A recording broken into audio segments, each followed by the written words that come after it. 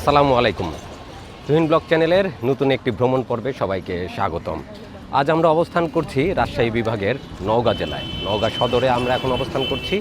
আর দাঁড়িয়ে আছি, এই নদীটির নাম হচ্ছে ছোট যমুনা। ছোট যমুনার উপরে যে ব্রিজ, সেই ব্রিজের উপর দাঁড়িয়ে আছি। নিচে প্রবাহিত একটি ছোট নদী, ছোট যমুনা। নদীর পানি কিন্তু বেশ পরিষ্কার, একদম ঝকঝকে, কোথাও কোনো আবর্জনা নাই, বেশ পরিষ্কার পরিচ্ছন্ন নদী দেখতে পাচ্ছি। নদীতে মাঝে মধ্যে ছোট ছোট কিছু ডিঙ্গি নৌকাও দেখা যাচ্ছে, নৌকা নিয়ে ঘুরে বেড়াচ্ছে নদীতে। আমরা আজকে বন্ধুরা এই নওগাঁ শহর পরিভ্রমণ করব এবং নওগাঁ শহরের কোথায় কী আছে সেটা এই ভিডিওতে আপনাদের সামনে তুলে ধরার চেষ্টা করব। আসুন ঘুরে বেড়াই নওগাঁ শহরে।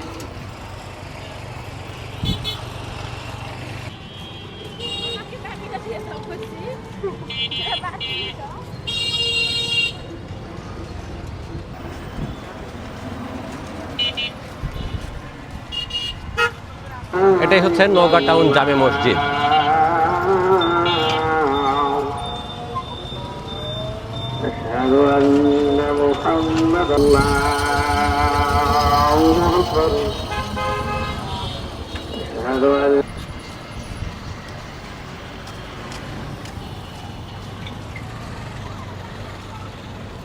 আমরা ব্রিজ পার হয়ে চলে যাব ওই পাশে। ওই পাশটাই হচ্ছে মেন শহর। নওগাঁ শহরের যা কিছু দোকানপাট, বাজারঘাট এবং শহরের যা কিছু অবকাঠামো সব কিছুই নদীর ওই পারে। আমরা এখন যাচ্ছি নদীর ওই পারে।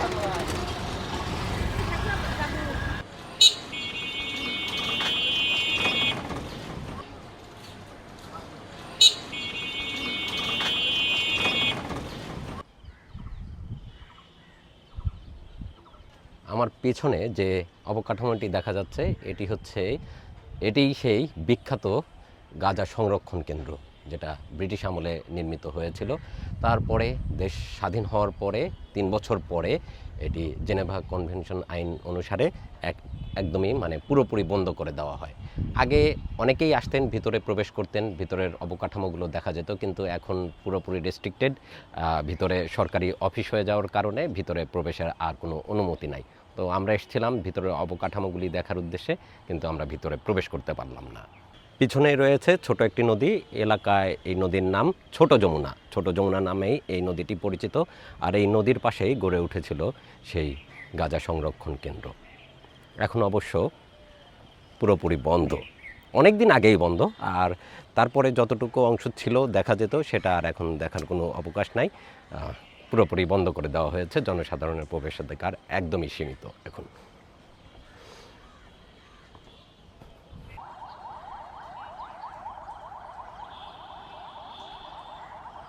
আর সামনে যে চুল্লির মতো দেখা যাচ্ছে অংশটা, এটা সেই ভিতরে গাঁজা প্রক্রিয়াজাতকরণেরই একটা চুল্লি, যতটুকু জানা যায় আর কি।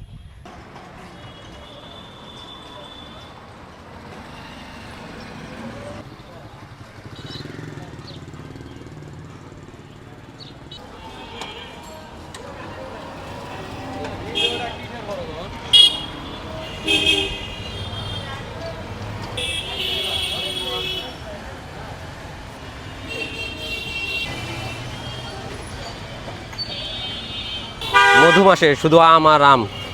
নওগাঁ কিন্তু এখন আমের জন্য বেশ বিখ্যাত। শুধু চাঁপাইনবাবগঞ্জ না, নওগাঁর আমও সারা বাংলাদেশে চলে যাচ্ছে। ভাই, এটা কত করে দিচ্ছেন আম্রপালি ছোটটা? এটা 50 টাকা। খিরসা আছে এখনো? শেষ হয়ে গেছে। এখন শুধু আছে আম্রপালি, হাড়িভাঙা, ন্যাংরা, ফজলি আসবে কিছুদিন পর। এটা রংপুরের হাড়িভাঙার দাম কেমন যাচ্ছে? হাড়িভাঙা যাচ্ছে আজকে 60 টাকা করে। আচ্ছা, ধন্যবাদ।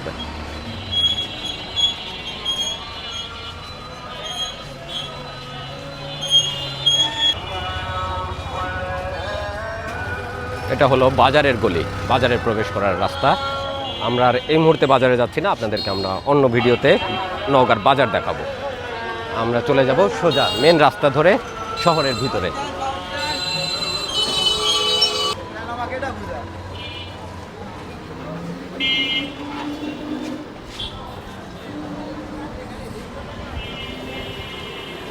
আমরা এখন অটো নিয়ে চলে যাব বালিয়াডাঙ্গা বাস স্ট্যান্ড। না, ওটা বালিয়াডাঙ্গা না? বালিয়াডাঙ্গা বাস স্ট্যান্ডে। শহর ঘুরতে ঘুরতে আমরা চলে যাচ্ছি বালিয়াডাঙ্গা বাস স্ট্যান্ডে। উঠে আসেন।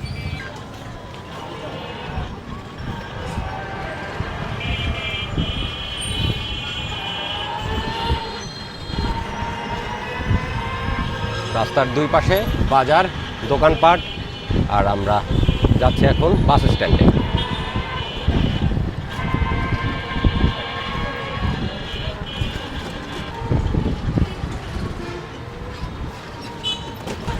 সামনেই জেলা মডেল মসজিদ, চমৎকার স্থাপত্য। প্রতিটা এলাকাতেই এরকম সুন্দর করে একটি করে মসজিদ নির্মাণ করা হয়েছে। আপনাদের এটা জেলা ঈদগাহ, আর বাম পাশে হচ্ছে, বাম পাশেরটা জেলা ঈদগাহ। ঈদের নামাজ অনুষ্ঠিত হয় এই মাঠে।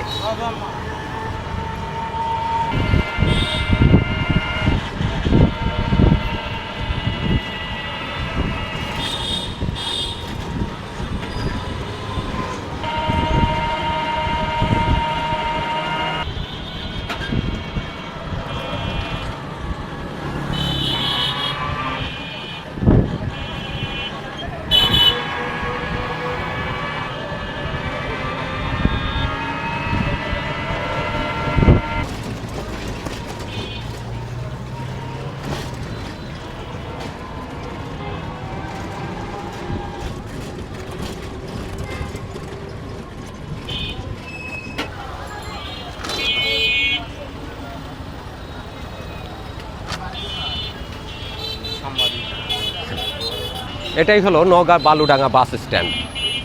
এদিক থেকে বগুড়ার বাসগুলি আসে, এখানে এসে যাত্রী নামিয়ে দেয়। আর ডানের দিকে যে রাস্তাটা, এটা চলে গেছে আপনার রাজশাহীর সাপাহার এবং ধামুর, সম্ভবত রাজশাহীর রাস্তাও এটাই। আর বামের যে রাস্তাটা, এই রাস্তা দিয়ে যাওয়া যাবে নওগাঁ জেলার অন্যান্য উপজেলা।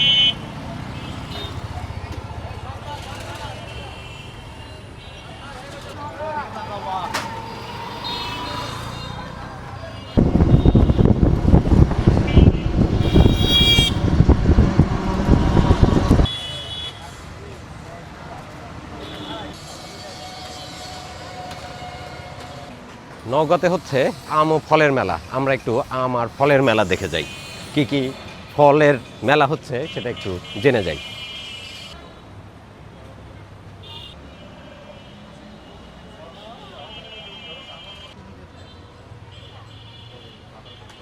বিভিন্ন প্রজাতির আম, এটা আশ্বিনা আম, এটা এখনো পাকে নাই।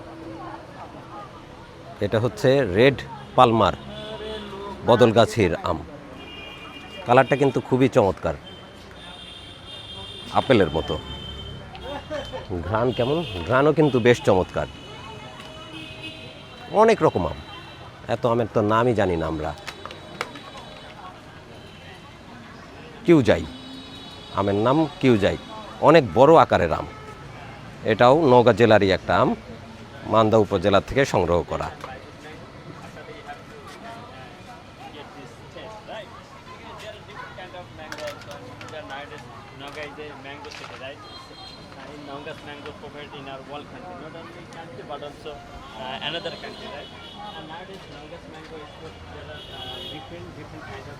এটা হচ্ছে আমাদের রেড পালমার আম। এটার বৈশিষ্ট্য আশিন, রসালো আর মিষ্টি। বেশ চমৎকার গড়ন, একদম গোল। ভাইয়াদের স্টলেও বেশ কয়েক প্রজাতির আম আমরা দেখতে পাচ্ছি। গৌরমতি, গৌরমতি এটা কোথাকার আম? এটা সাপাহারে। টেস্ট কেমন গৌরমতির? ও গত বছর খেয়েছি, মোটামুটি টেস্ট আছে। আচ্ছা, হ্যাঁ, একদম লাস্ট সিজনের আম, দশেরই। এটার সাইজ কি এরকমই হয়, ছোট আকৃতির? মিষ্টি স্বাদ, রসালো। এটা তেমন একটা তো চাষাবাদ দেখি না এলাকায়, অতটা প্রচলিত না। আম্রপালি মোটামুটি কমন, লকনাটাও মোটামুটি প্রচুর চাষাবাদ হয়। ব্যানানাটা ইদানিং আমরা দেখতে পাচ্ছি ভালোই। কিউজাই, এটা নতুন একটা আম দেখতে পাচ্ছি। এটা কোন দেশ থেকে আসছে আমাদের দেশে জানেন না আপনারা? না, তবে চাষ হচ্ছে আমাদের দেশে, এখন বাগান হচ্ছে। টেস্ট কেমন এটার? ভালো টেস্ট, রসালো, আকারে বেশ বড় হয়। কতটুকু ওটা হয়? 4-5 কেজি পর্যন্ত। তাহলে তো হিউজ সাইজের একটা আম হয়, বিশাল বড়। টেস্ট ভালো, মিষ্টি স্বাদ। এটার চারা কি পাওয়া যাচ্ছে আমাদের দেশে এখন মোটামুটি? কিউজাই আম বেশ বড় আকারের। আচ্ছা, যদি চারা পাওয়া যায় তাহলে আমরা একটা সংগ্রহ করব বাড়িতে লাগানোর জন্য। ভাইরা বলতেছেন বেশ রসালো এবং মিষ্টি আম। এটা বাজার মূল্য কেমন যায় এখন? এখনো বাজারজাত হয় নাই, আরো দেরি হবে। 120 টাকার মতো যাচ্ছে, মোটামুটি দামটা ভালোই যাচ্ছে, তবে ভোক্তা পর্যায়ে এখনো অ্যাভেলেবল না। কি কি জাতের আমের চারা আছে আপনাদের কাছে? জাত নয়, এখানে দেখানো হচ্ছে উত্তম কৃষি চর্চা। আচ্ছা, মানে কিভাবে আমরা মানে নিরাপদ আম উৎপাদন করব, আচ্ছা, এবং আম উৎপাদন করে সেগুলো কি করে বাজারজাত করব এবং বিদেশে রপ্তানি করব। ও টোটাল প্রক্রিয়াটা, হ্যাঁ, প্রসিডিউরটা আপনারা জিএপি মানে এটা গুড এগ্রিকালচার প্র্যাকটিস বা উত্তম কৃষি চর্চা। আচ্ছা, তারপর হারভেস্টিং এর পরে চলে আসতেছে ট্রান্সপোর্টে। হ্যাঁ, তারপরে ওয়াশিং মানে এটা দ্রুত করা হচ্ছে। তারপরে ইনভার্সন মানে ওটা ওই প্রক্রিয়াজাত, হ্যাঁ, হট ওয়াটার ট্রিটমেন্ট, এটা এক ধরনের একটা ট্রিটমেন্ট। আমের যদি আপনি 50 ডিগ্রি তাপমাত্রার উপরে আমটা ধুয়ে ভালো করে রাখেন, তাহলে এর জীবনকাল মানে হ্যাঁ আইসকালটা বৃদ্ধি পাবে, দিন বেড়ে যাবে। আচ্ছা, তারপরে প্যাকেজিং, তারপর সার্টিফিকেশন যেটা আছে, আচ্ছা, তারপরে ওই ট্রান্সপোর্ট ওই বিদেশে রপ্তানি করে। আমরা আমের সংরক্ষণ এবং আম কিভাবে নিরাপদভাবে সংরক্ষণ করতে হয়, কিভাবে ট্রান্সপোর্ট করতে হয়, বিদেশে রপ্তানি করতে হয়, সেই বিষয়টা অনেক কিছুই ধারণা নিলাম ভাইয়ের সাথে কথা বলার মাধ্যমে। আরও কিছু স্টল আছে, দেখি সেই স্টলগুলোতে কী ধরনের ফল ওনারা প্রদর্শন করছেন। এই স্টলে আমরা দেখতে পাচ্ছি সব দেশি ফল, প্রচলিত দেশি ফল। এখানে আছে কলা, জাতীয় ফল আমাদের কাঁঠাল, তাল, ডাব, তারপরে বাতাবি লেবু, ড্রাগনও কিছুটা দেখানো হচ্ছে, সেই সাথে আছে কামরাঙা, বিভিন্ন রকমের ফল, সবই দেশি ফল, সেগুলো প্রদর্শনীতে স্থান পেয়েছে।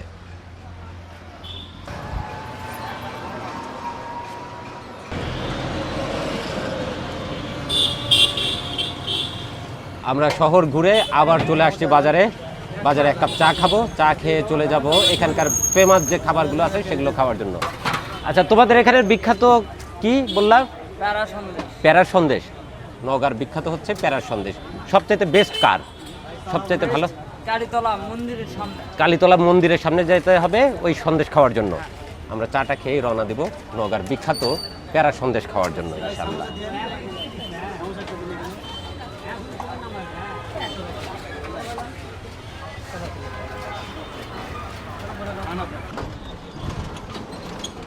আমরা এখন অটো নিয়ে যাচ্ছি কালীতলা মন্দিরের কাছে, ওইখানে যে খাবো সুস্বাদু মিষ্টি।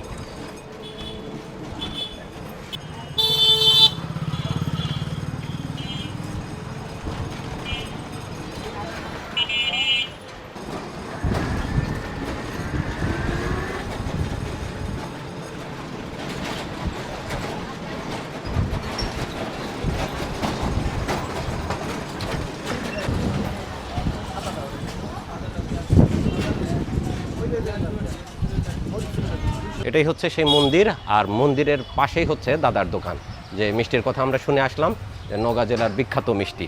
দাদা ভালো আছেন? আচ্ছা, আপনাদের নাকি এই প্যারার সন্দেশটা বিখ্যাত, ওইটা কি খুচরা বিক্রি করেন আপনারা?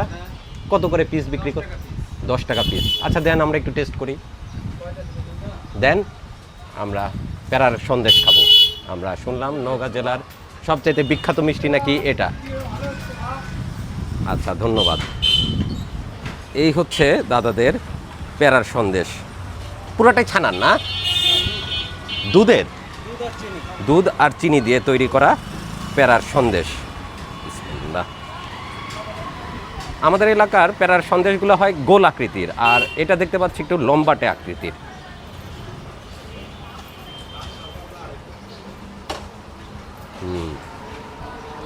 বেশ চমৎকার স্বাদ,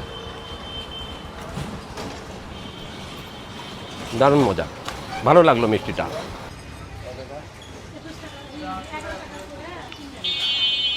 $10 টাকা করে না? আর দুইটা নিয়ে নিয়েছি, পরে খাবো।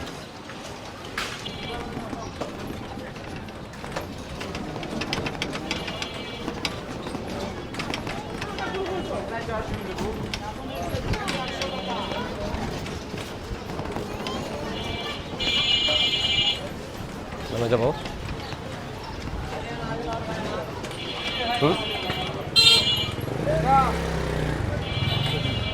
হ্যাঁ ভাই, রাখেন।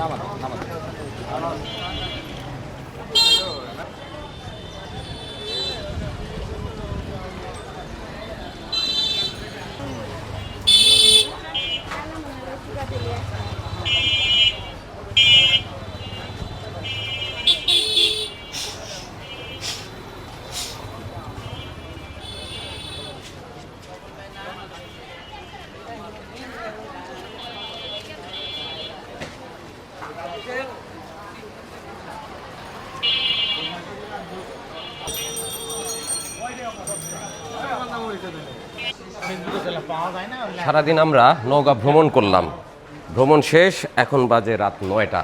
আমরা যথেষ্ট ক্ষুধার্ত, রাতের খাবার খাওয়ার জন্য চলে আসলাম আলম আল ইউসুফ হোটেলে। রুটি ভাজতেছে, গরম গরম রুটি, আমরা রুটি খাবো, সবজি রুটি, আর আমরা বেশ কিছু খাবার দেখতে পাচ্ছি এখানে। এখানে ভাই বট এটা কত করে দিচ্ছেন? এটা হাফ 90 টাকা। হাফ 90 টাকা। হাফ 90, মুরগি হাফ 80 টাকা, গরু হাফ 150 টাকা। আর কাতল মাছ হচ্ছে। রাতে ভাতও করেন না আপনারা? হ্যাঁ, ভাত, রুটি, ভুড়ি, গরু মাংস। আচ্ছা, আপনি রুটি দেন আমাদেরকে, ডিম দেন, সবজি দেন, সাথে এই গরুর বট দেন। আমরা রাতের খাবার খাই এখানে। ভাজি আর ডিম ভাজি। ভাই তো জার্মানির সাপোর্টার। খেলা হয়ে গেছে আপনাদের? এখনো শুরু হয় নাই? খেলা হয়েছে, 7টা গোল দিয়েছে। সেটা তো আগের খেলা, আগের। এই বছর খেলা কি শুরু হয়েছে জার্মানি? খেলছে তো এক ম্যাচ। এক ম্যাচ খেলছে, কার সাথে খেললো? কিবে একটা দেশের নাম, ওই দেশের সাথে খেলছে। ওটাতে জিতছে? 7টা গোল। ও 7 গোল দিয়ে দিছে এবছর? বাহ বাহ, চমৎকার। ভাইয়ের টিম সবসময় 7 গোল দেয়। আমাদের খাবার চলে আসছে। আটার রুটি নিয়েছি আমরা, বট ভাজি নিয়েছি, ডিম নিয়েছি, আর সবজি নিয়েছি। খাওয়া শুরু করি, বিসমিল্লাহ। রাতে আমি সবসময় রুটিই খাই, কাজে ভাত খাবো না। এখানে রুটি পাওয়া গেছে, গমের রুটি দিয়েই রাতের খাবারটা ছেড়ে নিই। বিসমিল্লাহ।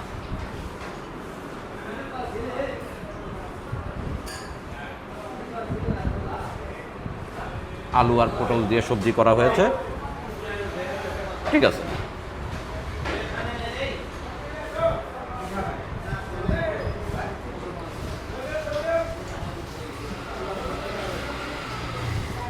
সারাদিন আমরা নওগাঁ শহর ভালোই ঘুরলাম।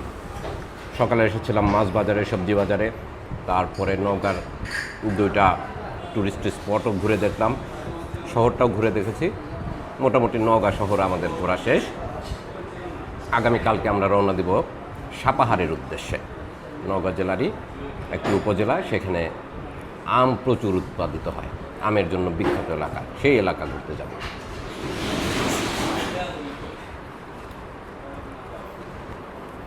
ডিমটা মনে হয় একটু পুড়িয়ে ফেলেছে, কড়া ভাজা হয়েছে, যাই হোক সমস্যা নাই।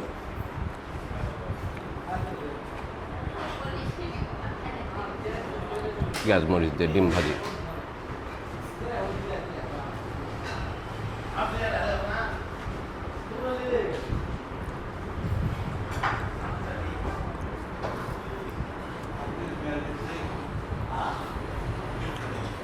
একটু পোড়া পোড়া গন্ধ আসতেছে, খাওয়া যাচ্ছে, সমস্যা নেই।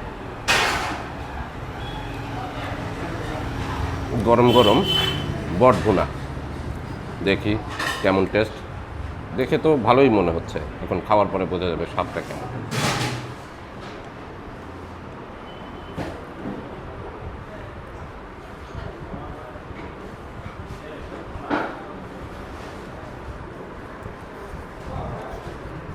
মোটামুটি মানে খুব একটা টেস্ট পাচ্ছি না, তবে একদম খারাপ না।